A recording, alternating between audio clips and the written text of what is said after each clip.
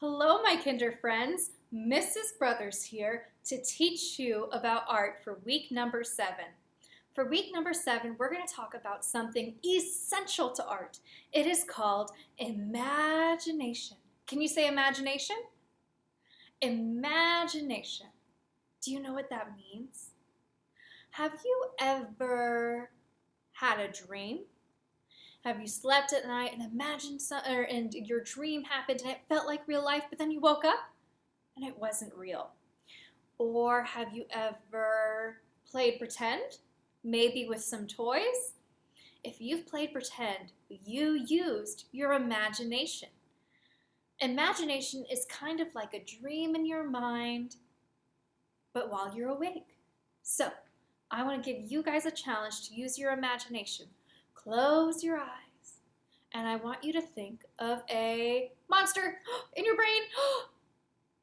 What color was your monster? Was he blue? Was he red? Was he purple? Or was he green like the monster in my brain?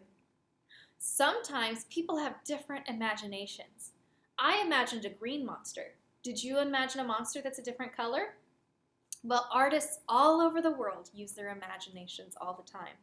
And artists will use their imagination to take a line, like we learned about, or a shape, or a color, and turn it into a beautiful masterpiece.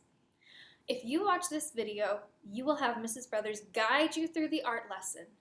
And a part of this video is we are going to watch a video about a bunny rabbit who uses his imagination to take a box and turn it into many incredible things.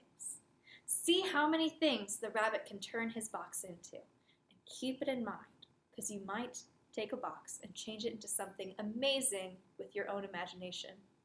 Let's get started. First, let's go over our learning targets today. I can use line and shape to make an artwork. I can use my imagination. I can make artwork for myself and someone that matters to me. Step number 1. Think about what an imagination is. Have you ever used your imagination? Have you ever played pretend? Watch this video above to see how this rabbit uses his imagination. This video is a reading of the story, This Is Not a Box. Take a moment now and watch that video. After watching that video, this is step number 2.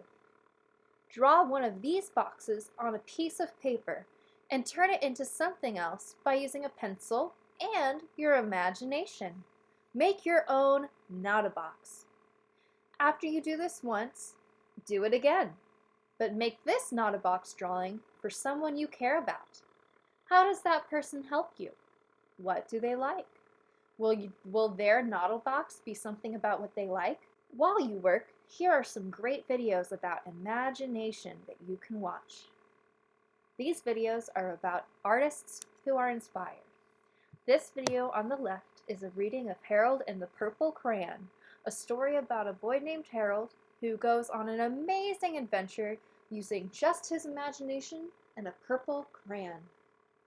The video on the right is an artist who traces his hand in a bunch of different directions and turns those hand tracings into incredible creatures.